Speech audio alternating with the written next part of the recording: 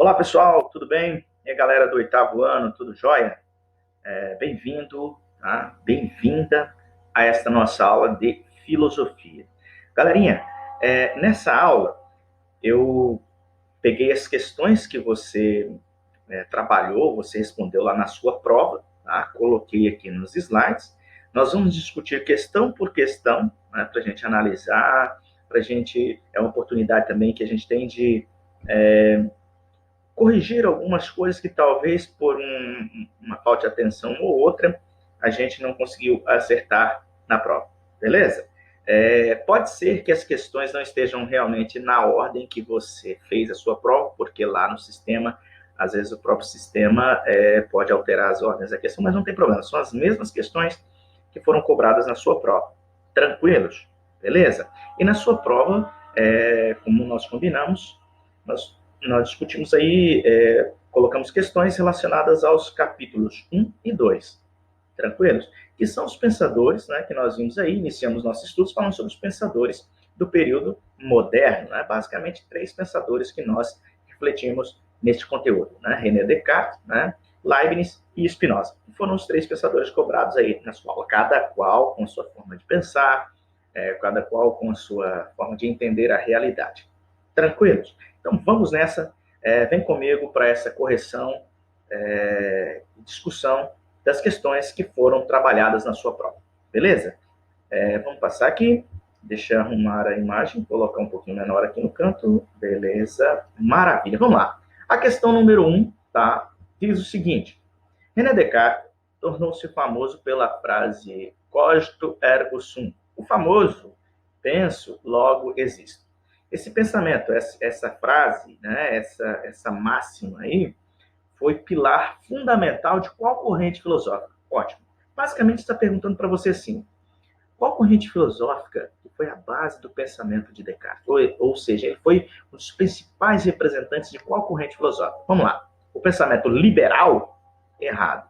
Nós não discutimos isso ainda a respeito do liberalismo, né, que vai falar de algumas ideias, especialmente de um cara chamado John Locke, no aspecto da política, mas nós estudaremos isso futuramente. Pilar fundamental da corrente filosófica empirista, errado, tá? Por quê? Porque o empirismo diz respeito à experiência, tá? É uma corrente de pensamento que se opõe ao pensamento de Descartes, que nós estudaremos nos próximos episódios, beleza? A corrente teocêntrica, tá? Errado. Se eu falo teocentrismo, estou falando que Deus é o centro da reflexão filosófica. Está errado porque o teocentrismo era usado lá no período medieval. Tranquilos? No período a partir de Descartes, né, a partir do pensamento medieval, surgiu uma nova forma de pensar. O teocentrismo seria o Deus no centro da discussão filosófica. E não é isso o pilar, não é esse o pilar fundamental da filosofia para Descartes. Outra característica, fenomenológica? Não, fenomenologia nós estudaremos lá no nono ano, tá? Num outro momento da história da filosofia que vai estudar os fenômenos que ocorrem na mente do indivíduo, tranquilo? Restou para nós apenas a letra E, filosofia racionalista, né? Nós vimos assim, que Descartes, né, parte do princípio de que a razão é a fonte de um conhecimento seguro. Esse é o pilar fundamental do racionalismo. Tranquilos? Então Descartes é um autêntico racionalista. Tranquilos? Vamos para a próxima questão. Questão de número 2. O processo de questionamento sobre tudo o que Descartes pensava até então ser verdadeiro pode ser chamado de, vamos lá, o processo de questionar as coisas para Descartes, tá? Um método dele buscar um conhecimento. Como que ficou chamado isso aí? Vamos lá, letra A. Plano científico? Errado. Por que plano científico está errado? Primeiro, não tem nada a ver com o que a gente está estudando de racionalismo. A ciência usa o quê para dizer se algo está certo ou está errado, se é verdadeiro ou se é falso? Usa a experiência. E a experiência é o empirismo, que se opõe ao pensamento racionalista de Descartes. Tranquilos? Outra alternativa.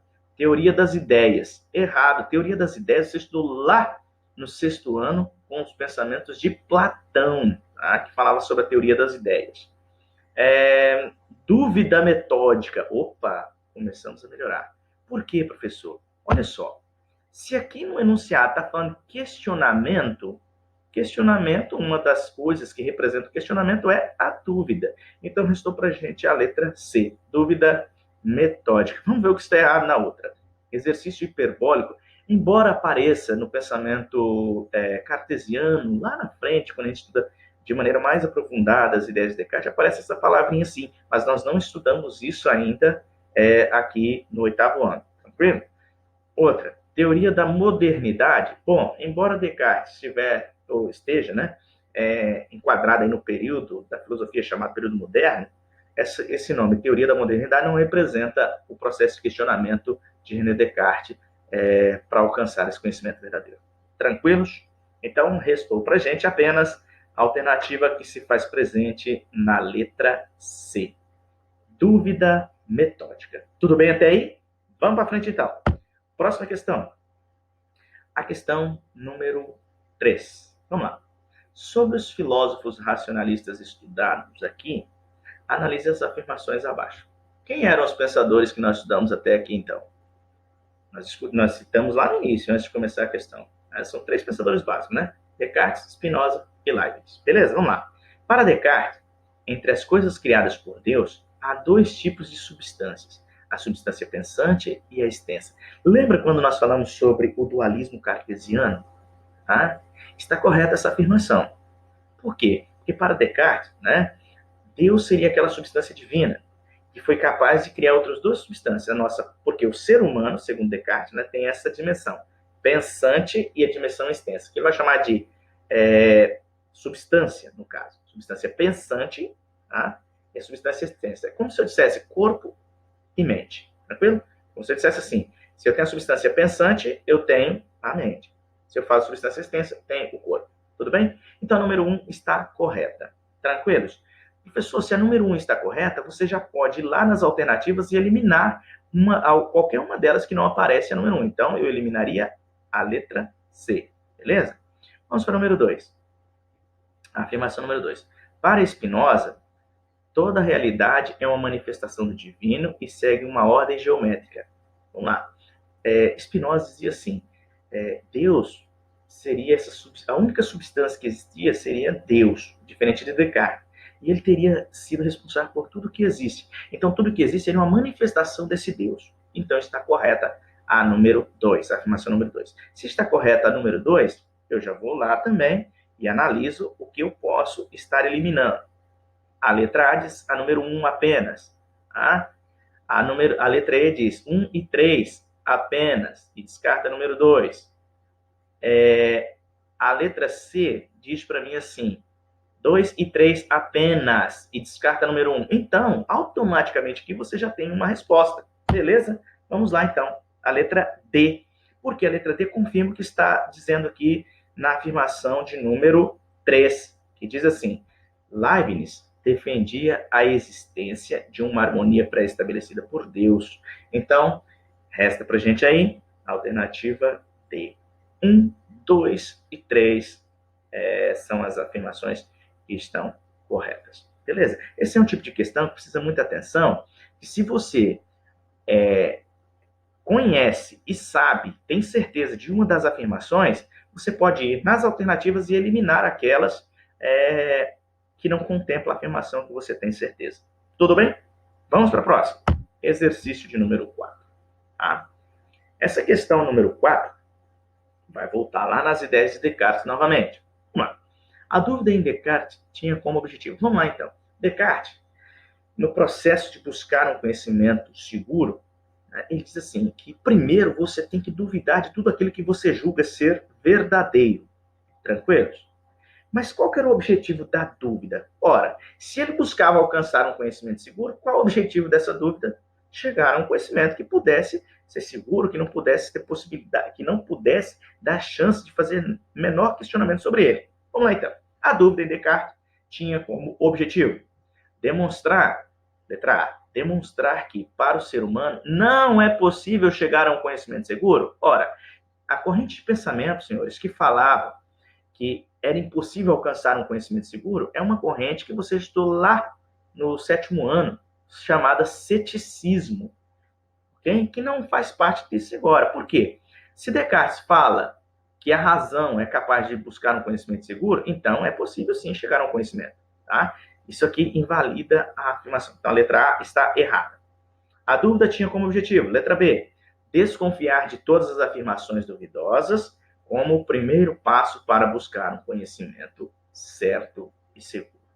Letra B, então, seria a nossa resposta correta, porque para Descartes, a dúvida seria uma das formas que o ser humano teria que desenvolver para desconfiar de tudo aquilo que ele julga ser verdadeiro, para buscar dar passos no processo de encontrar um conhecimento que fosse considerado como seguro. Vamos ver o que está errado na letra C. A dúvida tinha como objetivo desenvolver o exercício reflexivo para ampliar a capacidade intelectual. Errado. Letra D. Duvidar de tudo sem buscar atingir. Muito pelo contrário. Era duvidar com o objetivo de atingir, sim, o conhecimento seguro. Letra E. Demonstrar que devemos acreditar em tudo sem nenhum questionamento. Muito pelo contrário. Para Descartes, a gente não deve acreditar em tudo sem antes submeter aquilo a um questionamento. Tudo bem? Número 4. Vamos para a questão de número 5. Das afirmações abaixo, assinale aquela que representa o pensamento de Spinoza. Vamos lá, nós já estudamos esses três pensadores aí, né? Descartes, Leibniz e Spinoza. Vamos lá. Segundo Spinoza, o universo está escrito em uma linguagem matemática? Errado. Quem defendia essa ideia, ainda que estivesse no pensamento moderno, é um cara chamado Galileu, né? Que nós já vimos nos exercícios lá do livro, tá? Letra B. A ciência é o conhecimento das causas? Errado, porque quem falava sobre essa ideia de causas é um pensamento lá, um filósofo lá do período clássico chamado Aristóteles. Deus é a única substância existente? Errado. Opa, peraí. Deus é a única substância existente? Opa, aqui nós temos uma alternativa correta. Por quê, professor? Porque aqui contraria até as ideias de Descartes. Lembra? Descartes falava que Deus tinha criado outras duas substâncias, a pensante e a extensa. Spinoza diz que não. Diz que a única substância existente só pode ter sido Deus, que ele é capaz de si mesmo e independe de qualquer outra coisa. Vamos ver o que está errado. Na letra E, letra D, diz assim, o diálogo é a melhor forma de filosofar. Quem defendia essa ideia de que o diálogo é a melhor forma de filosofar era um cara chamado Sócrates. Penso, logo existo. Essa ideia do penso, logo existo refere-se a qual filósofo que nós estudamos aí? René Descartes. Então, a questão número 5, resposta correta, letra C. Tranquilos? Vamos para frente. Questão de número 6. Das afirmações abaixo, assinale aquela que representa o pensamento de Leibniz. Ora, nós já vimos de Spinoza. Vamos ver o que diz sobre Leibniz agora. Né? Substância é aquilo que existe por si mesmo. Atenção, senhor. Falou em substância, os únicos pensadores que refletem sobre e trazem esse conceito de ideia de substância, os únicos são Descartes e Spinoza. Tranquilo? Nesse sentido, tá? Por enquanto. Tá? Então, se eu estou procurando sobre Leibniz, Leibniz não fala a respeito de substância. Então, eu já descarto essa letra A. Essa ideia da letra A refere-se a Spinoza. Letra B. Existem verdades racionais, opa, começando a melhorar, que são necessárias, e verdades de fato, que são verdades contingentes. Essa é a resposta que nós podemos marcar como correta, que você, com certeza, marcou na sua prova. Mas vamos lá, então, só retomar uma ideia básica do pensamento de Leibniz. Existem verdades racionais, que são necessárias, ou seja, verdades que não tem como ser de outra maneira, tá? Não tem como contrariar, tem que ser daquele jeito, e não tem como ser de outro, ou seja, verdades necessárias, e as verdades de fato, que são chamadas de contingentes. O que é algo contingente? Pode ser de um jeito, mas pode ser de outro e não vai alterar a sua essência. Vamos ver o que está errado na letra. Então, se a letra B está correta, as demais todas erradas. Vamos analisar aqui. O universo é um grande sistema ordenado, tudo tem relação e nada é por acaso. Essa ideia não é de Leibniz, e sim de Spinoza. A única coisa criada por mônadas. Ah, professor, mas lá nós estudamos que Spinoza também, Leibniz também fala sobre as mônadas que cria. Mas preste atenção no que está dizendo na afirmação. Está dizendo assim, a única coisa criada por mônadas é a substância divina. E eu disse lá na primeira alternativa, lembra? Falou em substância, quem discute sobre isso é Descartes e Spinoza. Ok? A única substância, a única coisa criada por mônada, segundo Leibniz, seria a alma. Se aqui estivesse dizendo que era a alma, aí teria sim possibilidade de ser correta. Mas o que invalida essa alternativa é esse pedacinho final. Letra E. Tudo que acontece na natureza não obedece uma ordem. Acontece por acaso. Nenhum desses pensadores partem desse princípio. Tá? Enquanto Spinoza fala de uma ordem geométrica, Leibniz vai falar de uma razão suficiente. Tudo bem? Vamos para a questão de número 7. De acordo com o conteúdo estudado, assinale a alternativa que melhor define o racionalismo. Então, eu vou ler as afirmações e vou tentar encontrar aquela que melhor pode dar uma definição para essa corrente de pensamento chamada racionalismo. Tudo bem? Vamos lá, então. Letra A. Corrente de pensamento que defende a ideia de que todo conhecimento vem da razão. Ótimo. Tá certo, professor. Tá certa essa alternativa. Por quê? Porque os racionalistas partiam do princípio de que todo conhecimento que a gente tem vem da razão e não da experiência do dia a dia. A outra corrente que se opõe ao racionalismo é uma que nós já falamos, citamos em algum momento, e vamos estudar posteriormente, chamada empirismo, que diz respeito à experiência. Tudo bem? Vamos ver o que está errado nas demais. Corrente de pensamento que melhor define o racionalismo. Corrente de pensamento que afirma que todo conhecimento vem da experiência. Não, a corrente de pensamento que fala isso é o empirismo. Tudo bem? Letra C, corrente de pensamento que afirma ser impossível alcançar o conhecimento verdadeiro. A corrente de pensamento, meus queridos, que falavam que era impossível alcançar um conhecimento verdadeiro, era o ceticismo, que estudamos lá no 7º ano. Corrente de pensamento que afirma que a razão e a experiência precisam se equilibrar. Errado, o racionalismo defende só a razão.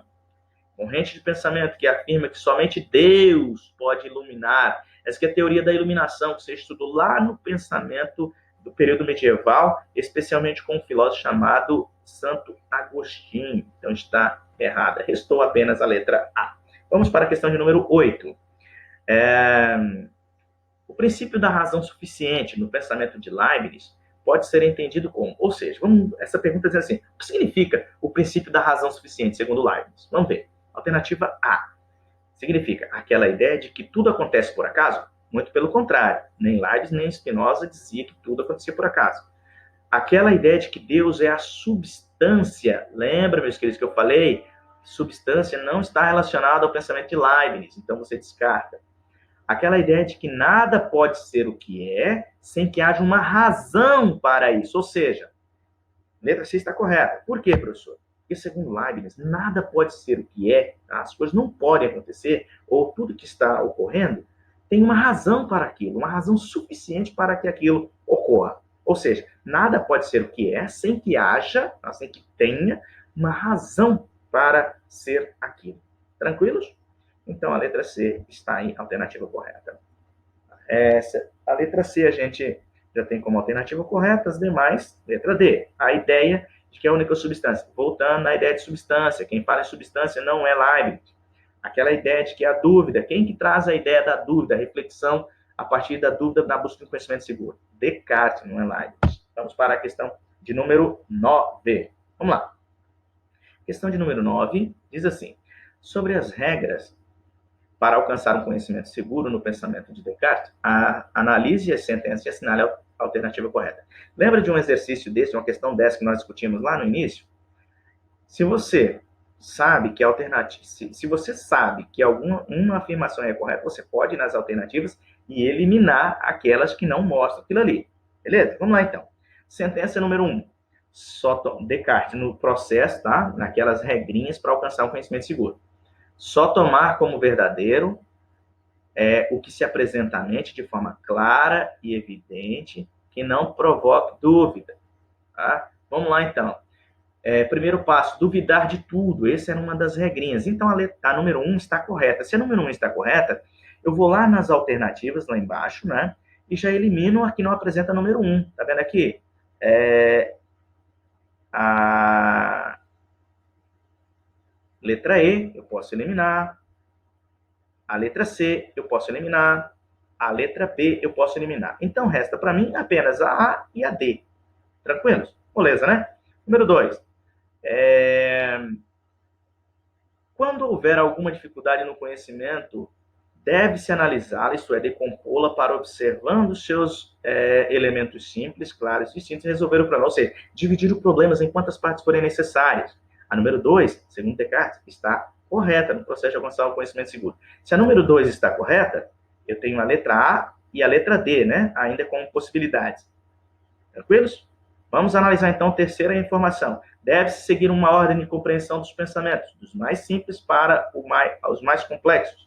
Um encadeamento de ideias. Então, para Descartes, depois de dividir os problemas, eu devo partir dos mais simples para os mais complexos.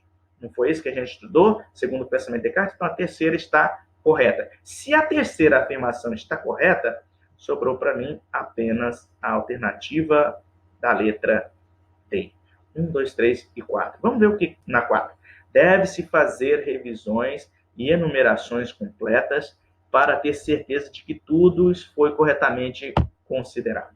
Então, o último passo seria fazer as revisões. A quinta informação que aí aparece diz assim: deve-se entender que a dúvida sempre dificulta, muito pelo contrário. Nós sabemos que para Descartes a dúvida é um dos primeiros passos para alcançar esse conhecimento seguro. Vamos para a questão de número 10 e encerramos aqui a nossa discussão a respeito das questões da prova. Para Descartes, a única verdade, segundo Descartes, livre de qualquer dúvida, seria o quê, professor? Letra A, que o meu pensamento não existe. Errado, que nós vimos lá nas questões no início. Que existe apenas substância extensa. Errado, para Descartes existiam duas substâncias criadas por uma substância divina. Que existe apenas a substância divina? Não. A substância divina criou outras duas. Letra D, que o meu pensamento existe e por isso eu existo. Aquele cogito ergo sum. Penso, logo existo. Beleza? E na letra E está errado porque fala das mônadas, que não é a ideia e o raciocínio cartesiano. Beleza? Está relacionado ao pensamento de Leibniz. Então sobrou para a gente aí a letra D. Beleza? Galera, essa foi aí uma forma da gente rediscutir as questões da sua prova. Beleza? Espero que todos estejam tranquilos em relação a isso e tenham absorvido bem o conteúdo discutido em sala aí nos capítulos 1 e 2. Um forte abraço a todos vocês. A gente se encontra na próxima aula. Tchau, galera. Fiquem com Deus.